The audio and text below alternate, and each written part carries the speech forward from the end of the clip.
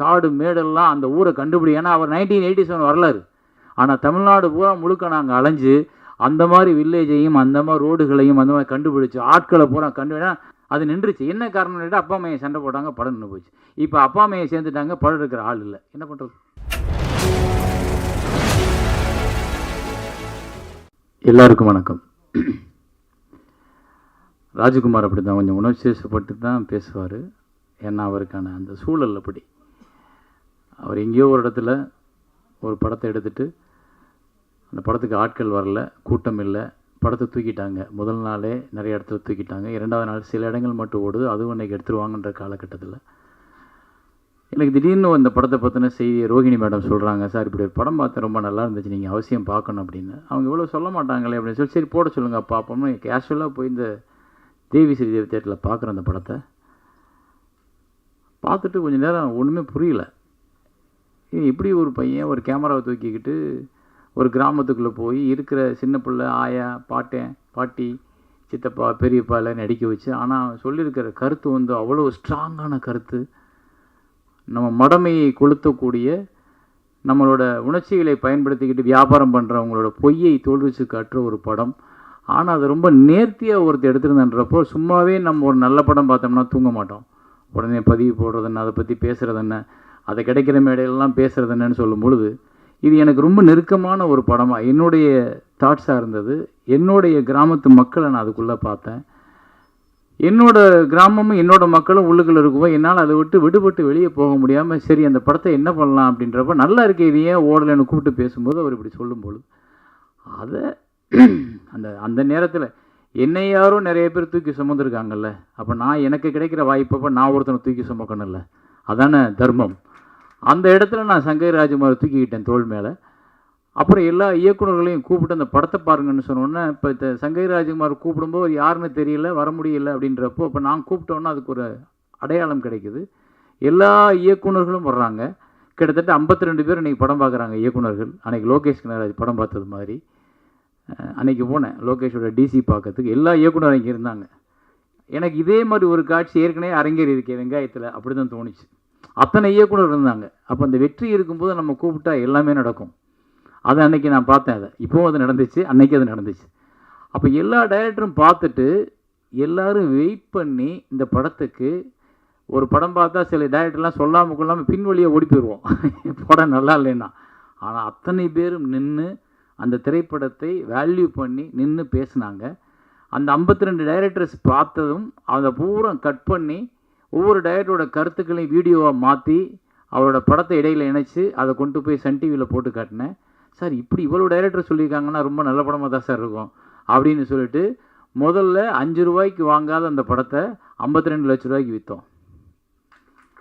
அந்த ஒரு முயற்சியில் அந்த 52 லட்சத்தை வச்சு 30 ரூபாய் வியாபாரம் பண்ணுறதுக்கு வச்சுக்கிட்டு இருந்தால் அந்த 20 ரூபாய் நீ வச்சுக்க, 30 ரூபாயை வச்சு விளம்பரம் பண்ணணும்னு சொல்லிட்டு மறுபடிக்கும் தியேட்டர் பிடிச்சி மறுபடிக்கும் அந்த படத்தை திரையரங்கத்தில் சேரன் வழங்கும் பெருமையுடன் வழங்குன்னு போட்டு வெங்காயம் அப்படின்னு போட்ட உடனே தியேட்டருக்காரங்க போனால் தியேட்டர் கொடுத்தாங்க. மறுபடிக்கும் அது 1 வாரமோ 10 நாளோ ஓடிச்சுல்ல, 10 நாள் ஓடிச்சு அந்த படம். ஆனால் ஒரு நல்ல கலெக்ஷனை பார்த்தோம். அது கொஞ்சம் அவருக்கு அவருடைய சுமையை கொஞ்சம் இறக்கி வைக்க அது உதவுச்சு. இது சங்கர் ராஜகுமார் இல்லை, அந்த திரைப்படம் தான் அதுக்கு காரணம். சங்கர் ராஜகுமார் எனக்கு முன்ன பின்ன தெரியாது யாருன்னு. என்னை அந்த உந்துதலுக்கு தள்ளுனது அந்த திரைப்படம். அது மாதிரி நிறையா திரைப்படங்கள் நம்ம பார்த்துருக்கோம். நமக்கு அந்த கடமை அது. நம்ம உண்மையான சினிமாவை நேசிக்கிறவர்களாக இருந்தால் கண்டிப்பாக நம்ம அதை செஞ்சே தீரணும், அதை விட்டு வெளியே போக முடியாது. அவ்வளோதான் எனக்கும் சங்கர் ராஜகுமாரோட பந்தம். ஆனால் அவர் அந்த உதவியை இன்னைக்கு வரைக்கும் மறக்காமல் பெருசாக எடுத்துக்கிட்டு அதை பற்றி பேசும்போது ஒவ்வொரு இடத்துலையும் சொல்லும் பொழுது இப்போ தான் எனக்கு தோணுச்சு, சேரன்ற பேருக்கு அடிக்காதீங்க பாவம், அவர் தான் எனக்கு உதவி பண்ணான்றப்போ அவர் என் மேலே வச்சுருக்க கருணை அது நல்லது, சந்தோஷம். ஆனால் அவர் அப்படி தான், இவரோட படங்கள்லாம் வந்து இவர் சம்பாதிக்கிறதுக்கு சினிமாவுக்கு வரல. இவர் மண்டைக்குள்ளே நிறைய அரிப்பு, நிறையா உள்ளுக்குள்ளே யோசிச்சு சினிமாக்கெல்லாம் நிறையா பார்க்குறாரு. அப்போ சாதாரண சாமானியனும் ஒரு சினிமாவை எடுத்துட முடியும், சாமானியன்கள்கிட்டையும் சினிமாவை கொண்டு போய் சேர்த்துட முடியும், சாமானியன்களையும் சினிமாவுக்குள்ளே பயன்படுத்திட முடியுன்ற ஒரு பெரிய கர்வம் அவருக்கு உண்டு. அவரோட அடுத்த படம் கூட பயோஸ்கோப் பார்த்தீங்கன்னா அந்த வெங்காயம் எடுத்த கதையவே ஒரு படமாக எடுத்திருப்பார். வெங்காயத்துக்கு ஒரு கஷ்டப்பட்ட அந்த கதையை எடுக்க அதை திருப்பி ஒரு படமாக்குனார். அந்த படமும் எனக்கு ரொம்ப ரசித்து பார்த்தேன். இது என்ன இப்படி இவர்கிட்ட ஒரு நல்ல நகைச்சுவை உணர்வு இருக்கும். அந்த நகைச்சுவை உணர்வு அந்த படத்துக்குள்ள இருந்துச்சு. அந்த ஆயா பாட்டி எல்லாரும் அதை பேசுனது எல்லாமே ரொம்ப. நம்ம ஊரில் என்ன ஒரே ஒரு பிரச்சனைனா, இந்த பெரிய நடிகர்கள் கமர்ஷியல் படங்கள் இதையே பார்த்துட்டு தியேட்டரை ஃபில் பண்ணுற கூட்டங்கள் இந்த மாதிரி படங்களை நழுவ விட்டுறாங்க. அப்புறம் எங்கேயோ ஒரு ஓடிடி பிளாட்ஃபார்ம், சார் அந்த தோழர் அந்த படம் ரொம்ப நல்லா இருந்துச்சு சார், அந்த படம் ரொம்ப நல்ல படம் சார், நீங்கள் அதில் என்ன சார் பண்ணீங்க அப்படின்னு கேட்குற அளவுக்கு அந்த படம் இருக்குது. ஆனால் தியேட்டரில் அதுக்கான ரெஸ்பான்ஸ் குறைவாக இருக்குது. அது காரணம் வந்து நம்ம தான் அந்த படத்தை முன்னிறுத்தணும். நம்மன்னா நீங்கள் தான் அந்த மாதிரியான திரைப்படங்களை முன்னாடி மக்கள்கிட்ட கொண்டு போய் நிப்பாட்டினா முதல் ஷோ, முதல் விமர்சனம், முதல் ரிவ்யூ உங்கள் மூலமாக தான் வெளியே போகுது. அப்போ அந்த மாதிரி படங்களுக்கு எப்படி இப்போ இந்த படமே சார் பார்த்தீங்கன்னா 1 அப்படின்றது வந்து இந்த படத்தில் இருக்க எல்லாமே ஒரே ஆள். இந்த புது முயற்சிக்காகவே நம்ம அதை பாராட்டணும். ஆனால் அந்த புது முயற்சியை சிறப்பாக செஞ்சுருக்கிற ராஜ்குமார். அந்த படத்தை பார்த்துட்டேன் ஒரு 2 வருஷம் 3 வருஷம் இருக்குன்னு நினைக்கிறேன்ல, முதல் வருஷன். அப்போ நான் பார்த்துட்டு அந்த படத்தை பார்க்கும்போது எனக்கு என்னப்பா நீயே இவ்வளவையும் தூக்கி சுமந்துருக்கியே, எப்படி இது முடிஞ்சிச்சா எப்படி? அப்போவே அவர் கொஞ்சம் நல்லா இருந்தது. ஆனால் அது இப்போ மறுபடியும் இன்னும் நிறைய மாற்றி ரீஷூட் பண்ண மாதிரி திருப்பி ரீஒர்க் பண்ணி சிஜியில் எல்லாம் எல்லாத்தையும் மாற்றி இப்போ இந்த அப்போ பார்க்கும்போது இல்லை, இப்போ இருக்குதுலாம். இதை தொங்குறது நீங்கள் தான், மேலே இருக்குது நீங்கள் தான். அந்த மாதிரி படத்தில் வந்தீங்கன்னா இப்போ நம்ம ராஜ்குமாராக தெரிவார், ஆனால் வேறு ஆளாக தெரிவார். அதுக்கு எவ்வளோ மெனக்கடன் பாருங்க. ஒரே ஆள் நடித்து, ஒரே ஆள் இயக்கம் பண்ணி, ஒரே ஆள் ஒளிப்பதிவு பண்ணி, ஒரே ஆள் லைட்டு பார்த்து, ஒரே ஆள் எடிட் பண்ணி, ஒரே ஆள் சவுண்ட் ரெக்கார்ட் பண்ணி, இது எல்லாத்துக்கும் அவ்வளோ டைம் எடுக்கும். கிட்டத்தட்ட 3 வருஷம் 4 வருஷம்ன்றது உங்களுக்கு குறைவு. இன்னும் 10 வருஷம் கூட ஆகலாம் ஒரு சில படங்கள், அப்படிலாம் நடந்திருக்கு.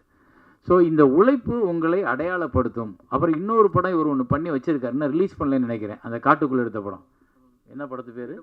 நெடும்பா. அதை நாங்கள் வந்து எங்கள் சீட்டு வச்சில் வாங்கி ரிலீஸ் பண்ணுறதுக்காக வாங்கினோம். அது ஒரு அற்புதமான படம். கண்ணீர் வந்துடும் கடைசியில். அது எல்லாரும் நடிச்சிருப்பாங்க. இவங்க அப்பா ஒரு தலை சிறந்த நடிகர். அவங்க அப்பாவை தான் எனக்கு வெங்காயத்தில் ரொம்ப பிடிச்சிச்சு. அந்த கூத்து பாட்டு பாடுறவராக இருப்பார்.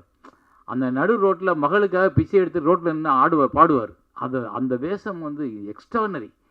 அதே மாதிரி அவர் ஒவ்வொரு படத்திலும் நடிக்கிறார். இப்போ கூட யாரோ ஒரு படத்தில் நடிக்க வச்சுருந்தாங்க, தண்டகாரண்யம். அதெல்லாம் பண்ணியிருந்தார். அவர் என்னன்னா அந்த நெடும்பாவில் ஒரு குழந்தை என்ன பண்ணும், சிட்டிக்குள்ளே இருக்க குழந்தை தெரியாமல் வழி தவறி ஒரு வேனில் ஏறி ஒரு இடத்துல போய் இறங்கி ஒரு காட்டுக்குள்ளே போயிடும். அது பூரா காட்டு மனுஷங்க, அவங்களுக்கு இந்த பாஷையே தெரியாது.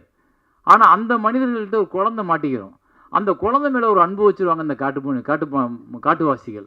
அவங்க என்ன பண்ணுவாங்க, ஒரு இடத்துல அந்த குழந்தைக்கு உடம்பு சரியில்லாமல் வந்தோன்னே இந்த பிள்ளையை காப்பாற்றுறதுக்கு அவங்களுக்கு தெரியாது.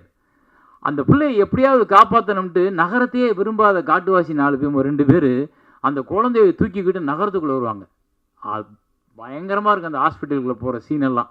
அவ்வளோ கண் கலங்கிடும் மனிதர்களுக்கு. அப்படிப்பட்ட ஒரு படத்தையும் எடுத்து வச்சுருக்காரு. அதையும் இன்னும் ரிலீஸ் பண்ணலை. நான் வந்து ஒரு 12 வருஷத்துக்கு முன்னாடி படத்தை பார்த்துட்டேன். இவர் என்னன்னா எடுத்து வச்சுக்கிட்டே இருக்காரு. இவர் காசு யாருக்கு இருக்கா அவங்களுக்கு?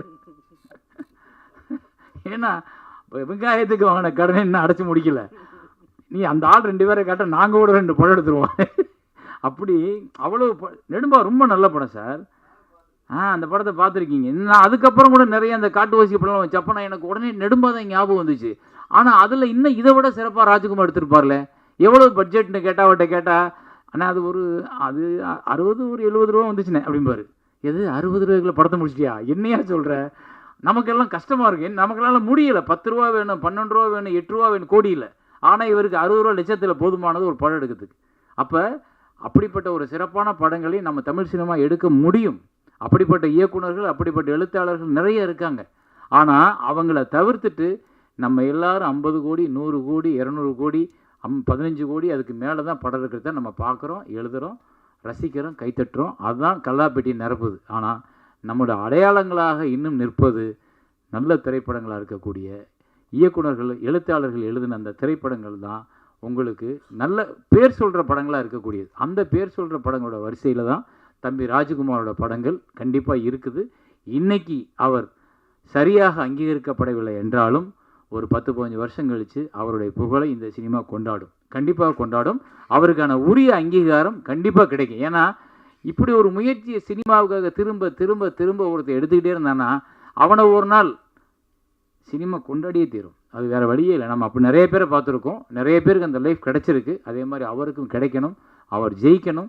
அப்போ கூட நான் சொன்னேன் அவர்கிட்ட, வெங்காயம் முடிஞ்சோடனே கொஞ்சம் நல்ல கதையெல்லாம் எழுதுறாரு, நமக்கு ஏற்ற கதை மாதிரி இருக்கு, இந்த படத்தில் நம்ம ஒரு வேஷமாக இருந்திருக்கலாமே அப்படின்னு நான் அவரை கூப்பிட்டு, நல்ல கதை எழுதலை, அது ஏன் போய் சேர மாட்டேங்குதுன்னா நடிகர்கள் இல்லை, நாங்கள் கூட எல்லாருக்கும் தெரிஞ்ச நடிகர் தான், எனக்கு தெரியும் எல்லாத்துக்கும், நீ நல்ல கதை எனக்கு சொன்னீன்னா நம்ம சேர்ந்து ஒரு படம் பண்ணணும். மாட்டானே தம்பி, அங்கே மட்டும் வரவே மாட்டான், அந்த பக்கமே திரும்ப மாட்டான்.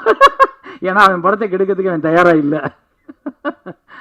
ஆனால் அந்த அந்த அந்த இடத்துல ஒருத்தன் சரிஞ்சிட்டான்னா, இல்லை அந்த ஆசைகளுக்கு இடம் கொடுத்துட்டான்னா அவங்ககிட்ட இருக்க உண்மை காணாமல் போயிடும். அதை நான் புரிஞ்சுக்கிட்டு அப்புறம் நான் கட்டாயப்படுத்துறதை விட்டுட்டேன். ஏன்னா அந்த உண்மை இப்போ அவர் நிறைய இடங்களில் நானும் ராஜகுமாரும் சந்திச்சுக்கிட்டே இருப்போம், போவோம் ஒவ்வொரு விஷயமா. இப்போ நான் கடைசி எடுத்த ராமதாஸ் ஐயாவோட படத்துக்கு கூட எனக்கு முன்னாடி இந்த கதையை எழுத உட்கார்ந்த ஆள் அவர் தான் ஐயாவோட படத்தை கதையை எழுதி எடுத்து பண்ண வேண்டியது. அது ஒரு சில காரணங்களால் அவங்க அதுக்கு ஒரு வேல்யூ வேணும், அது இப்படி எடுக்கணும் அப்படி எடுக்கணும், தயாரிப்பாளர்லாம் சேர்ந்து என்னையை பேசும்போது என்கிட்ட ராஜகுமாரை இன்ட்ரடியூஸ் பண்ணி இவர் கதை எழுதி வச்சு, ராஜகுமார் தெரியுமே தம்பி தானே, அப்போ அவர் நிறைய குறிப்பெழுதி வச்சுருக்காரு, நீங்கள் எடுத்துக்கின்றப்ப எனக்கு நெருடுது. அவன் எடுக்க போகிற படத்தை அவன் எடுக்கணும்னு நினச்சி எழுதின படத்தை நான் ஏன் எடுக்கணும் அப்படின்னு சொல்லிட்டு நான் ராமதாஸ் ஐயாட்டே சொல்கிறேன், தம்பி எடுக்கட்டும், நான் வேணால் சப்போர்ட் பண்ணுறேன் கூட. ஏன்னா அவன் ஒரு கனவு இருந்திருக்கும், அவனுக்கு ஒரு அடையாளம் வேணும், அவன் ஒரு அழகாக அந்த கதையை தொகுத்துருப்பான், அப்போ அதை போய் நான் எடுக்கணும்னா தட்டி பறிச்சது மாதிரி இருக்கும் அப்படின்னு நான் அவர்கிட்ட சொல்கிறேன். அவங்க அப்புறம் பேசிட்டு, இல்லை இந்த கதை இன்னும் சிறப்பாக வரணும், இப்படி வரணும் அப்படின்னு சொல்லிட்டு அப்போ சொல்லும்போது நான் அவனை கூப்பிட்டு சொன்னேன், தம்பி என்னால் மறுக்க முடியல, வேறு வழி இல்லை, கேட்குறாங்க, ஒரு பெரியவர் கேட்கும்போது நான் அதை வேணாம்னு தூக்கி போட்டு வர்ற அளவுக்கு எனக்கு அந்த அவரோட அன்பை நான் உதாசீனப்படுத்த முடியாது, வேறு வழி இல்லாமல் நான் ஒத்துக்கிறேன் தம்பின்னு சொல்லிட்டு தெரியுது. அது கூட அவனுக்கு வருத்தம் என் மேலே, ஆனால் உங்கள் மேலே எனக்கு நீங்கள் சொல்லியிருக்கலாம்னு நினைக்கிறேன், பட் நான் என்ன பண்ண முடியும், உனக்கு நல்லது செஞ்சால் அதே சேரம் தான், உனக்கு கெடுதல் செஞ்சால் கூட இருக்கட்டுமே, நீ வச்சுக்க அப்படி. ஏன்னா அப்படி இடத்துல ஒண்டி நம்மளை தள்ளும். ஆனால் வேறு வழி இல்லை. இப்போ பாருங்கள், அந்த படம் உனக்கும் இல்லை எனக்கும் இல்லை யாருக்கும் படம் போச்சு, கடைசியில் எடுக்கப்படவே இல்லை. அது அப்படியே ஒருத்தரோட உழைப்பு, இவரோட உழைப்பு கிட்டத்தட்ட ஒரு 2 வருஷம் இருந்திருக்கும், அந்த உழைப்பு மாறிச்சு.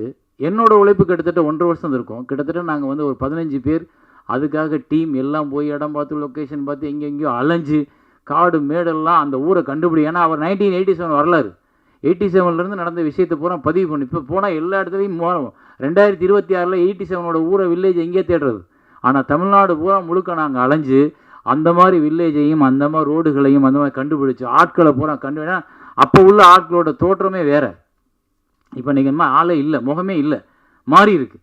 அதை நாங்கள் பூரா ரெஃபரன்ஸ் வச்சு அவ்வளோ 1.5 வருஷம் நாங்கள் அதுக்கான தீசிஸ் பண்ணி அவ்வளோயும் திரட்டி வச்சதுக்கப்புறம் அந்த படம் நடக்கலை அப்படின்னா அது எவ்வளோ பெரிய வழி பாருங்கள். அவங்க சொல்லலாம், நான் உங்களுக்கு அந்த வேலை பார்த்த வரைக்கும் சம்பளம் கொடுத்துட்டேன்னு. சம்பளம் அல்ல எங்களோட தாட், நாங்கள் நினச்சது, நாங்கள் கற்பனை பண்ணது, எங்களோட மண்டைக்குள்ளே ஊர்ன அந்த கதை வெளியில் வந்துச்சுன்னா எனக்கு சம்பளமே கிடைக்காது, நான் கவலைப்பட மாட்டேன். ஏன்னா நான் அப்படிப்பட்ட ஒரு பைத்தியக்காரத்தனமான இயக்குனர். எனக்கு நான் எடுத்த படம் வெளியே வரணும், ஆனால் அது வரல, அது நின்றுச்சு. என்ன காரணம் கேட்டால் அப்பா அம்மையை சண்டை போட்டாங்க, படம் நின்று போச்சு. இப்போ அப்பா அம்மையை சேர்ந்துட்டாங்க, படம் இருக்கிற ஆள் இல்லை, என்ன பண்ணுறது? சிரிக்கிறார் ஒருத்தர் என்னை நினச்சி பார்த்து. இதுதான் அவலம். அது மாதிரி தான் சினிமா வந்து எங்கே நம்மளை தூக்கிக்கிட்டு போகும், எங்கே நம்மளை ஏமாற்றும், எங்கே நம்மளை உட்கார வைக்கும் தெரியாது. இந்த கூட இவர் எடுத்த முயற்சிக்கு இவரை தூக்கிட்டு போகணும். பார்க்கலாம் இந்த சினிமா என்ன பண்ணுதுன்னு. தேங்க்யூ.